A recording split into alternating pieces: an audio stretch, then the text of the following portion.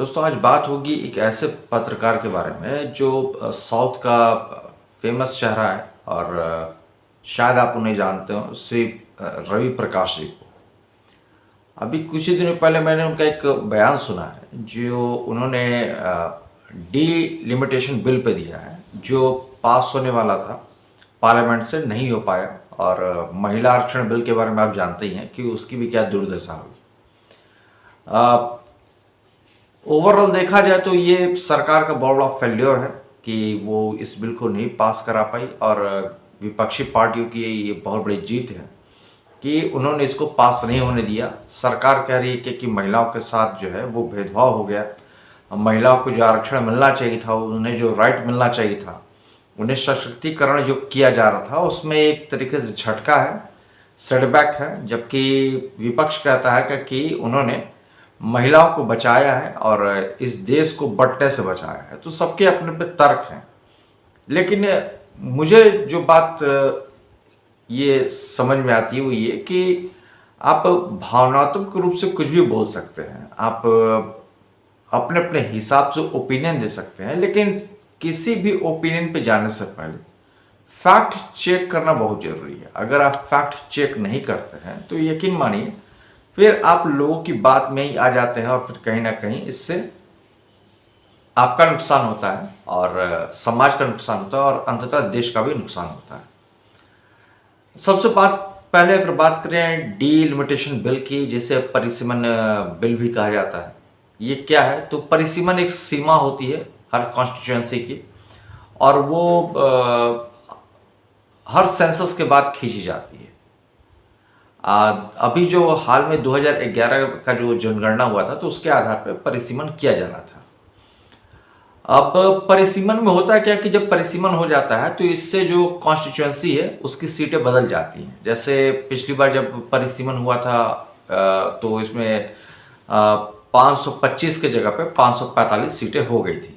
इसको सबसे पहली बार 1971 में लागू किया गया था। उस समय के जो प्रधानमंत्री थे उन्होंने इस बिल को लाया था और इसको लागू किया था, तो लगभग 30 सीट जो है बढ़ गई थी उस समय। और ये स्वाभाविक सी बात है दोस्तों कि अगर कभी जनसंख्या में बदलाव आता है, जनसंख्या बढ़ती है, तो उसके हिसाब से उसको प्रतिनिधित्व करने वाले जो राजनीतिक पार्टियां हैं उनकी भी संख्या बदलनी चाहिए। ये कोई नई चीज़ नहीं है।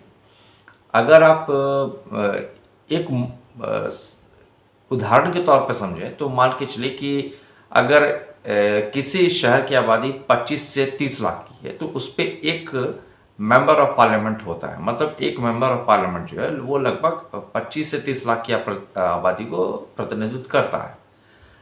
आज अगर बनारस की आबादी 38 लाख तक की है तो स्वाभाविक सी बात है कि यहाँ पे फिर आगे चल के एक जगह 2 एमपी होंगे। जिस तरह से अभी दिल्ली में आप देखते हैं 4-4 एमपी हैं। तो ये स्वाभाविक है, ये बदलाव होता रहता है। अब इसमें राजनीति कैसे हो गई है इसको आप समझेंगे तो बड़ा ही आपको रोचक लगेगा, बहुत ही आपको ये सोचने में मजबूर कर देगा।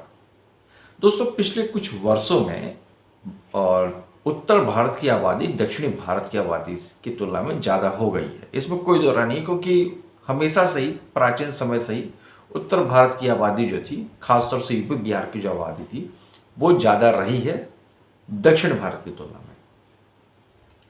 अब परिसीमन होगा तो जो 545 सीटें हैं वो बढ़ के 850 तक पहुंचेंगी। अब इसमें भी महिला आरक्षण बिल जब आ जाएगा तो स्वाभाविक सी बात है कि जो सीटें बढ़ेंगी वो बिहार में, यूपी में बढ़ेंगी और महिलाओं की हिस्सेदारी से बढ़ जाएगी। अच्छा, जो महिलाएं हैं वो कोर वोटर हैं भाजपा की।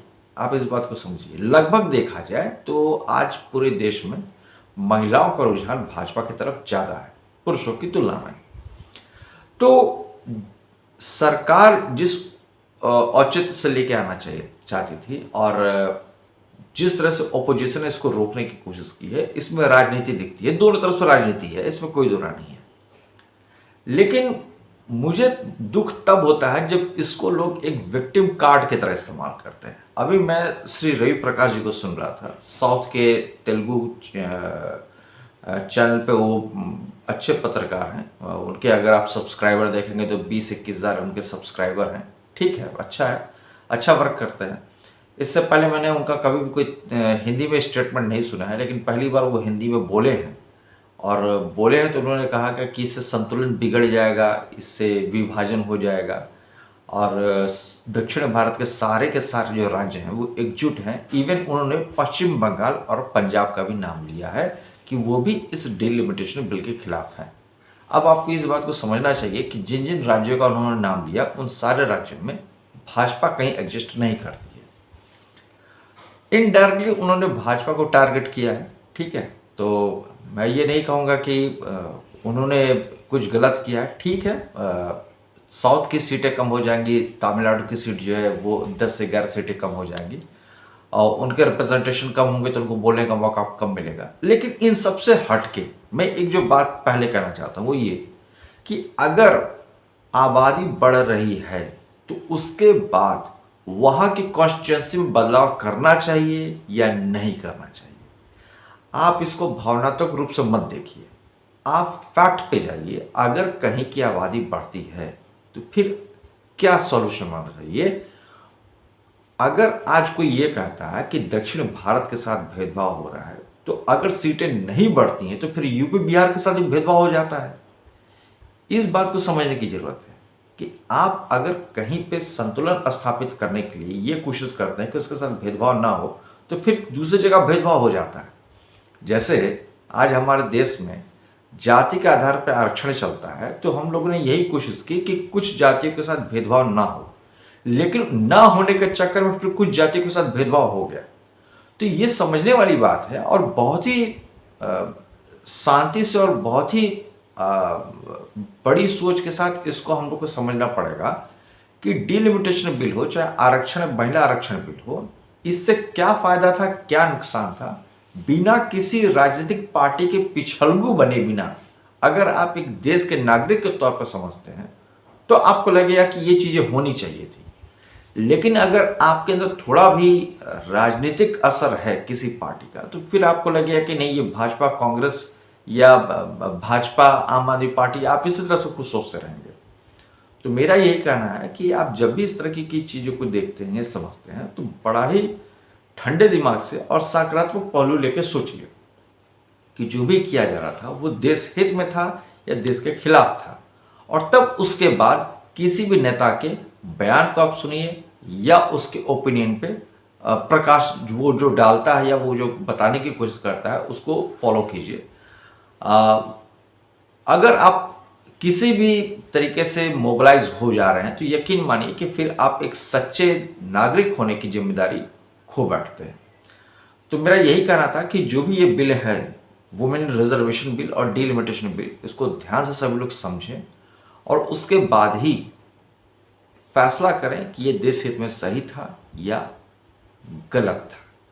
वैसे आपकी क्या राय है जरूर बताइएगा, और मिलते हैं फिर किसी नए विषय पर चर्चा करने के लिए। जय हिंद, वंदे मातरम।